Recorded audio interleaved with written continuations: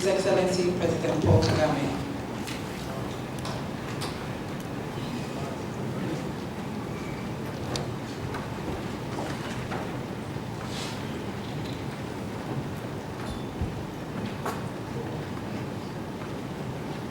Good afternoon, Your Excellency.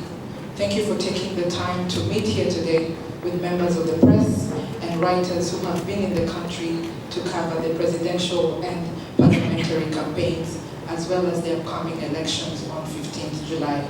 We have simultaneous interpretation, Channel 1 English, Channel 2 French.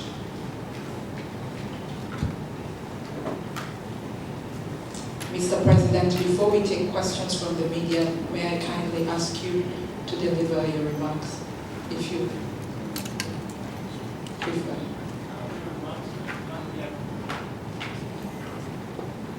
To be grilled by the press, it's way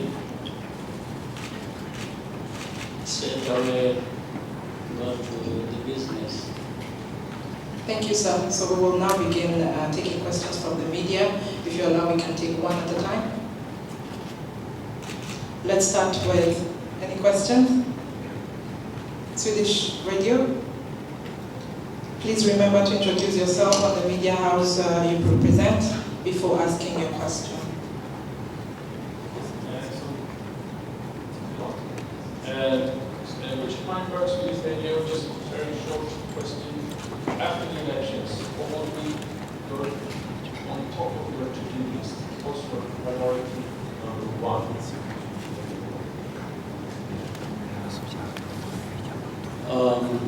The priority number one after we've gone through all this is to continue to make as much progress as we can in the area of security and stability of our country,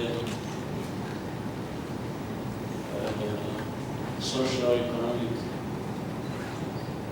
development, progress, and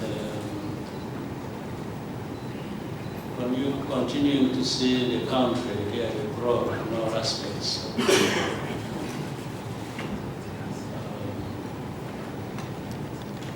Development. So it's just the same path we have been on, building our country, growing it towards prosperity. That is what defines us.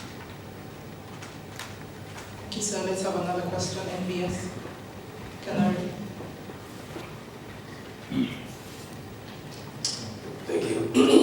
My name is Harikubera from NBS TV. My question is, with the percentages from your victory in the past elections, it is evident that the Rwandans still want you to be their leader, and I will not be surprised after what comes out after Monday.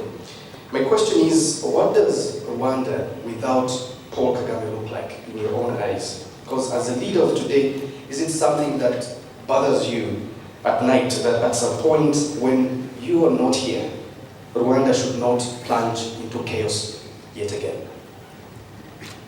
Well, I'm not sure what really happens when I'm not here. I don't want to guess.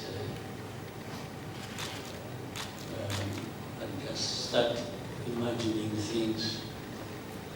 I do what I have to do while I'm here. And I'm doing it with the people of this country as not only you have seen, but also what you've just referenced, what has happened in the past. I don't think there is Kagame only. It's Kagame with these people. See, we make progress because we are together. And these people, the Rwandans, contribute a lot, make things happen. I want to provide leadership as by their choice. So, and I'm sure when I'm not there, there will be another choice to make. The choice that can even lead them better, without ruling out the fact that yes, things may not be as good as they have been. But that is life, that's what happens. So Rwanda has been there before me, before I was born, or before I came back to this country, because I have lived outside of it for a long time as a refugee, and you know the story. As a refugee in Uganda, and many other colleagues who are behind the progress we are making. A number of them have been refugees in many other parts of the world and in the region. It is Burundi, Tanzania, Kenya, and others, Uganda, and beyond. So the story is that Rwanda has been there and will always be there, like all other countries. The Rwandans will enjoy being Rwandans in different ways or contexts. Others have suffered many for being Rwandans, like you have seen. Again, all bad politics. So they can only really answer for these people called Tutsis don't belong here, they belong to Rwanda. Or in another circumstance,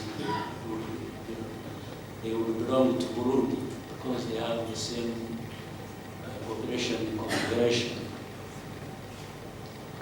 Now, then when you look at it deeply, and by the way, even the Congolese admit this, the Congolese government leaders, they say these people are actually Congolese.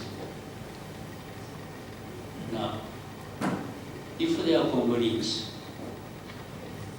why you uproot them and send them where?